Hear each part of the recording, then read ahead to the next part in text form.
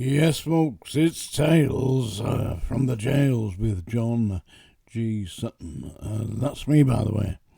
I want to talk today about violence against staff, and you'll notice in the reports lately that Lammy, who is the new Home Secretary, has decreed that there's going to be an issue of 10,000 stab-proof vests for prison officers to prevent serious woundings.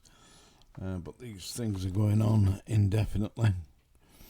And these are for prison officers who are working in high security units.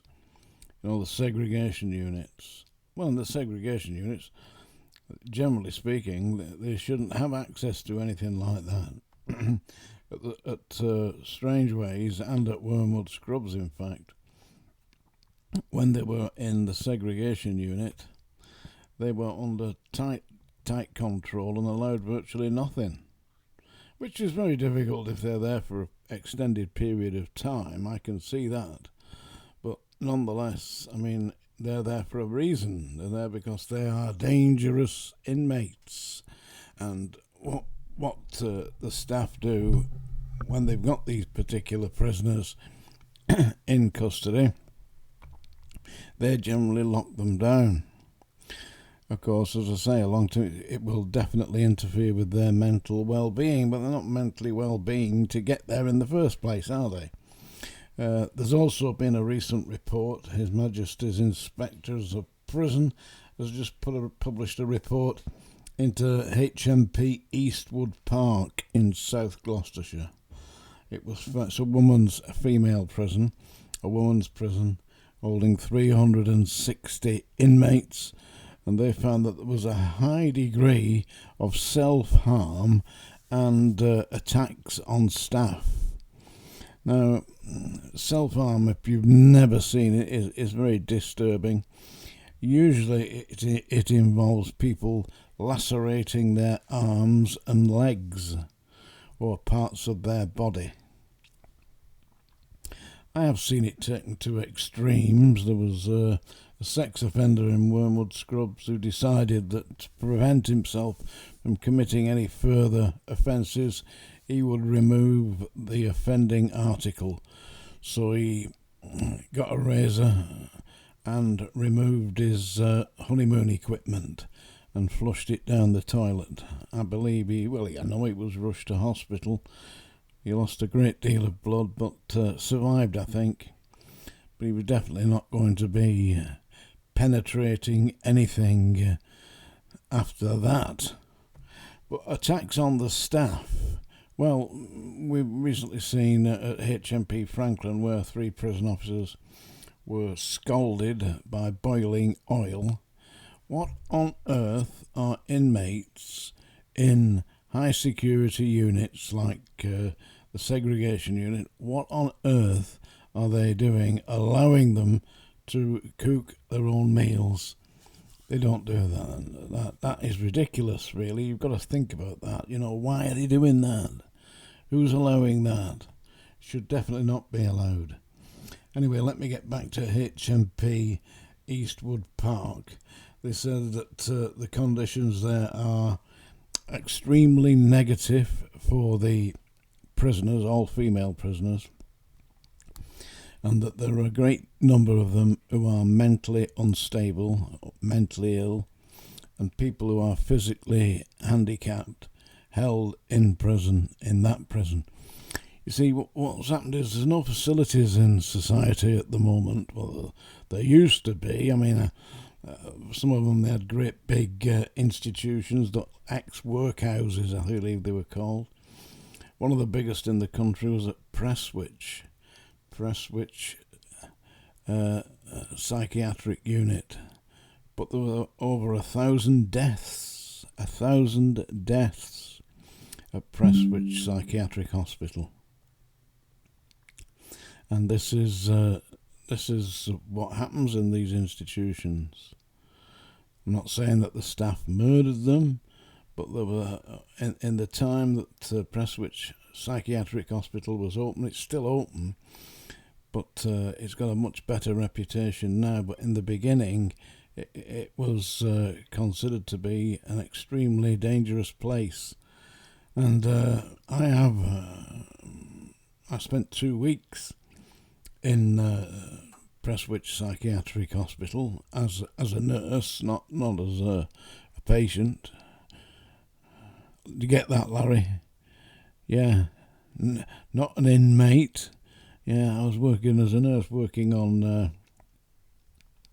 the reform of inmates through consultation and that, like a psychiatric nurse, yeah, which is what they really need, these people. I mean, some people are offending simply things like going out compulsive shoplifting and end up in prison. Also, a number of the report from HMP, His Majesty's Inspector of Prisons, stated that there were many of the inmates of HMP Eastwood Park who were serving short sentences. Now, short sentences don't teach anybody anything. They disrupt family life, and basically they disorientate the people and alienate them from their ability to function in society properly. What people who are in these kind of positions do need is a form of therapy, but they're not receiving therapy in places like HMP Eastwood Park. The report also stated that the inmates were spending far too long locked into their cells. Now, give yourself an experiment, folks. Go into one room in your house and shut yourself in there for 12 hours. You can take your favourite book, but you're in there for 12 hours. It won't long before you're going crazy, would it? Stir crazy, or then you get cabin fever, yeah, round the bend, so to speak. So that kind of imprisonment is definitely not working.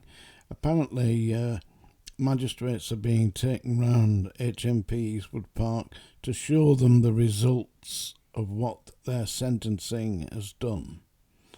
And so I suggest it's no good having a walk round.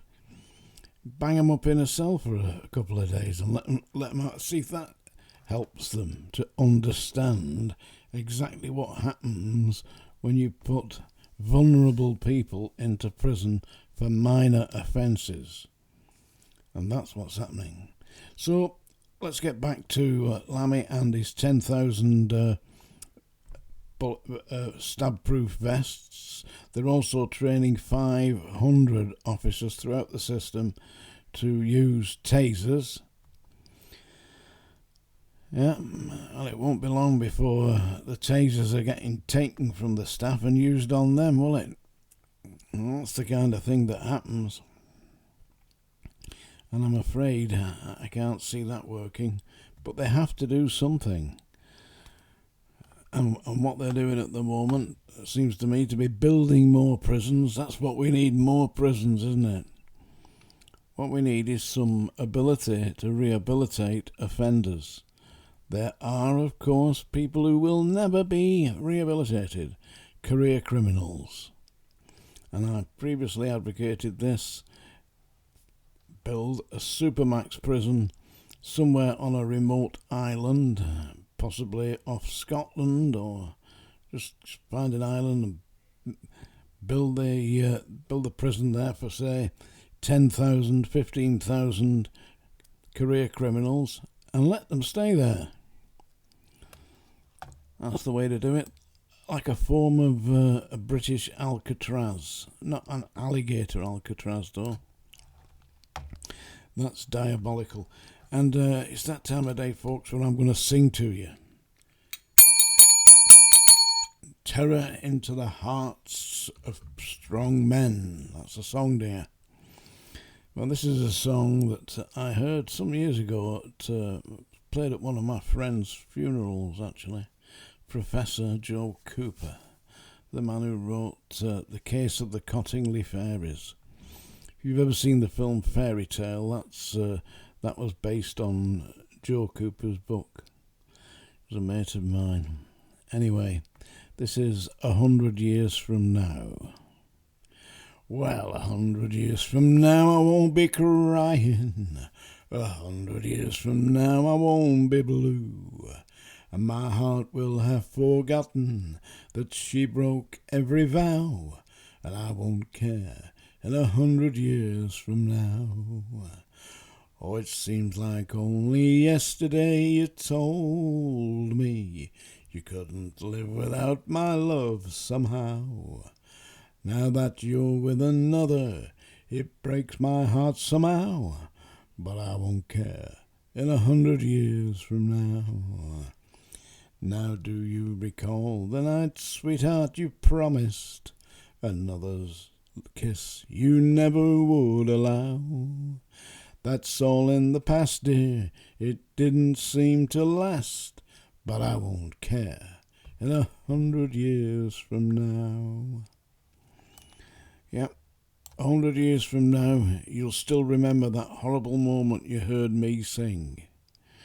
Anyway, Tales from the Jails, folks, with John G. Sutton. Do please like and subscribe. Comments down below. Tales from the Jails.